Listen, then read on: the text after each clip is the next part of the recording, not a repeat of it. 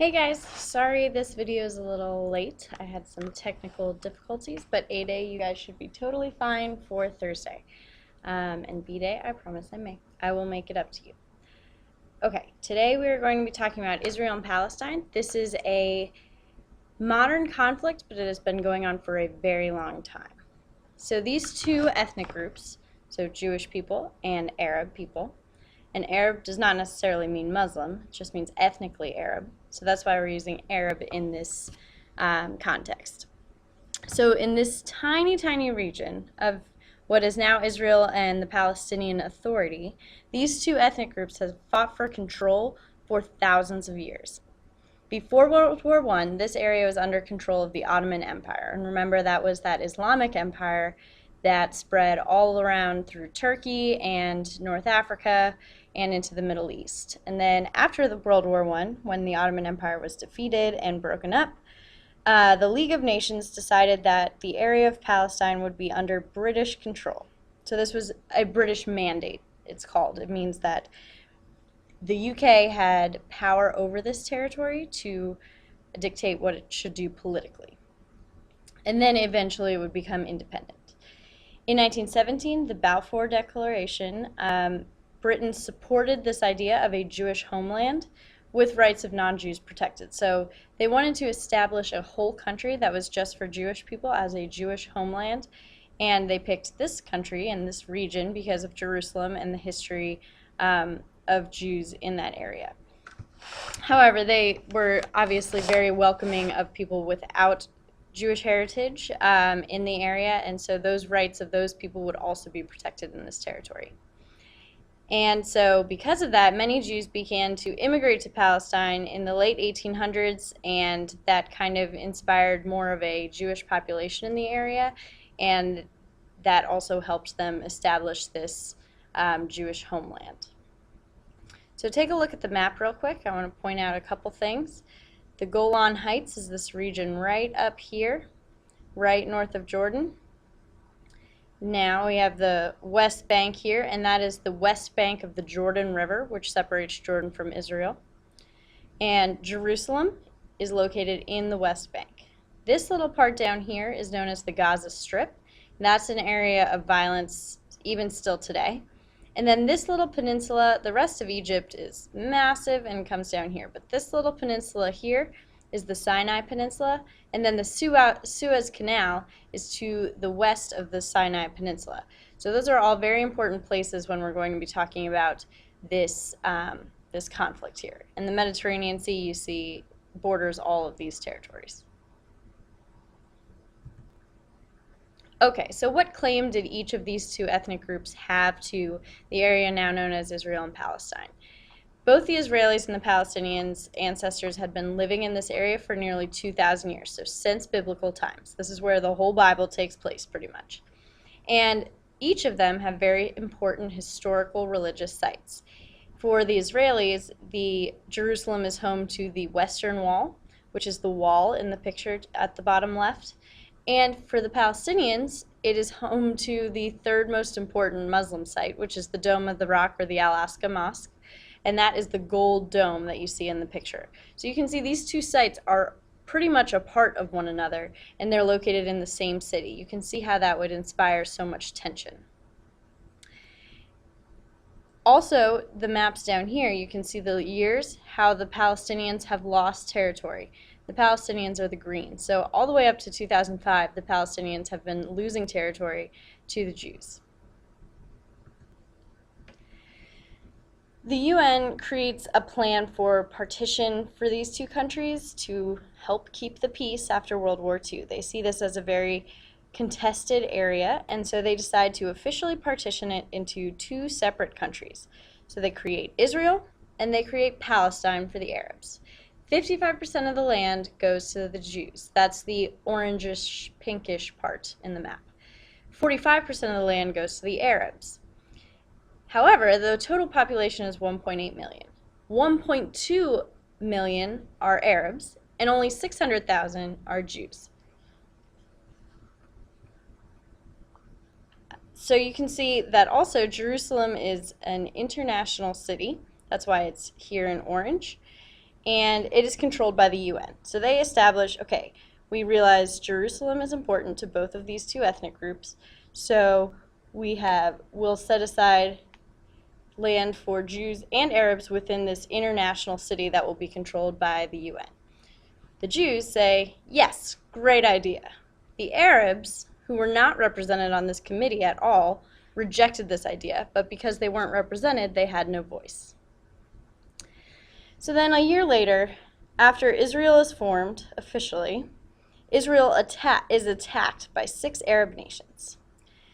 Approximately 750,000 Palestinians were fled or were forced to leave, and about the same number, a little bit more, 800,000 Jews in Arab countries also fled or were forced to leave for Israel.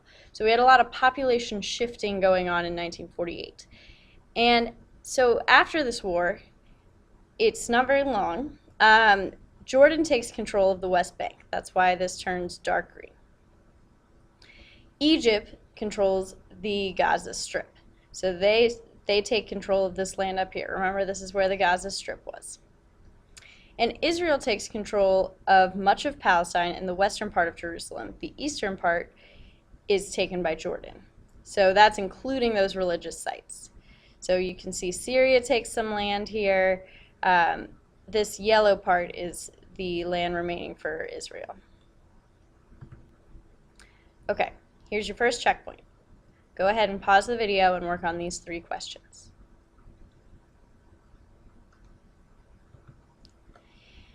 So the violence continues. There's still this unrest in the region. In 1956, we have the Suez Canal crisis, which is when Egypt decides to nationalize the Suez Canal. So that means they make it a part and in control of Egypt instead of making it free for international use.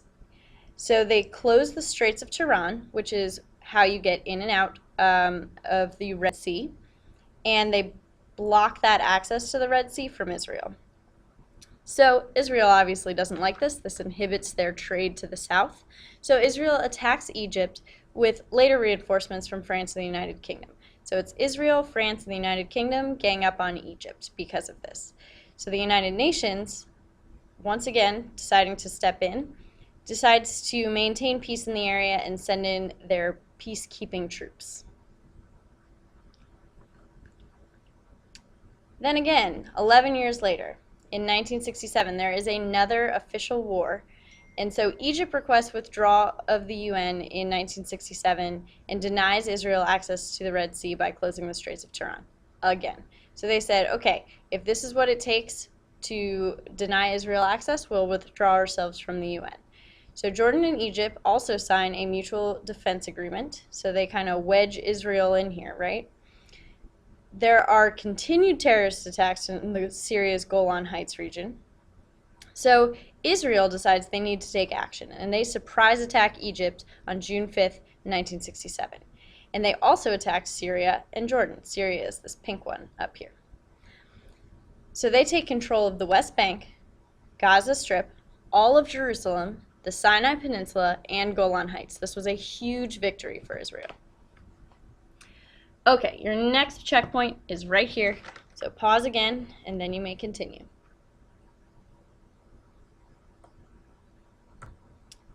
Okay, so in the 1970s, Jimmy Carter, remember, is all about human rights and creating peace around the world. He's really into that détente idea of the Cold War and not so much in that highly competitive atmosphere. So in 1977, he decides to step into this situation, and this is really the first time America gets significantly involved in the conflict between Israel and Palestine. He invites Anwar Sadat, who is Egypt's leader, and the Israeli Prime Minister Begin to Camp David, which is kind of like the president's summer house. So Egypt finally recognizes Israel as a country in Camp David Accords. So they say, okay, the UN partition was correct, Israel's officially a country. So because they did that, Israel gives the Sinai Peninsula back to Egypt. This is the first time that between Israel and an Arab nation that they actually come to an agreement. So this is very, very, very significant to the peace. So this peace continues for the next couple of decades, and during the 1990s, several advances towards peace were made, with meetings taking place in places such as Egypt, Spain, the United States, and Norway. One of the most significant is the 1993 Oslo Accords, and Oslo is the capital of Norway.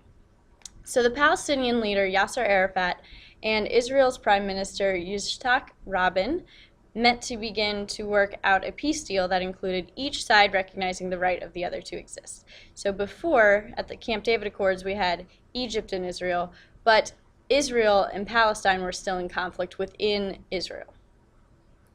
So they were trying to work out that Israel would recognize Palestine as a country and Palestine would recognize Israel as a separate country, and they would leave their territory and set everything up to cooperate and peacefully remain on the same region.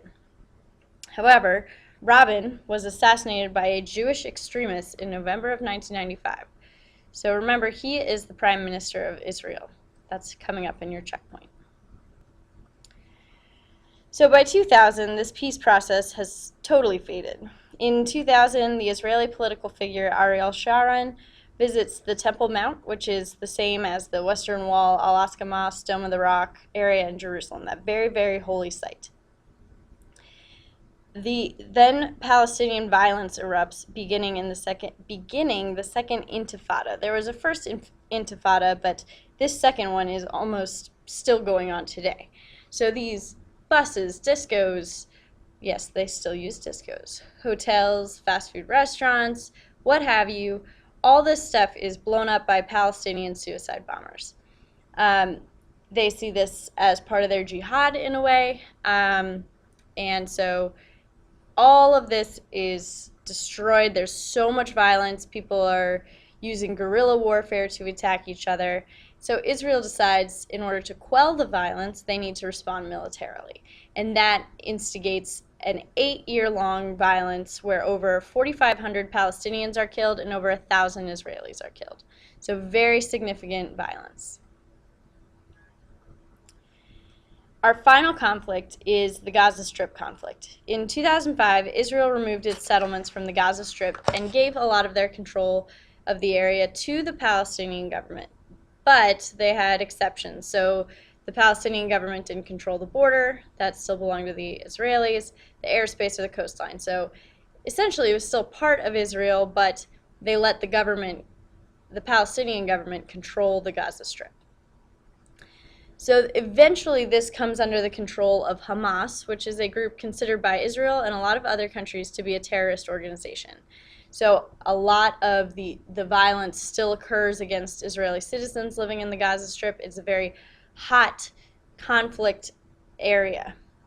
And as of June 2008, Hamas and Israel have entered into a ceasefire agreement, but violence still occurs, and the political state of both Palestine and Israel is still kind of up in the air as far as countries such as the US and the UK are concerned, and so it is a political issue for both us and them to this day.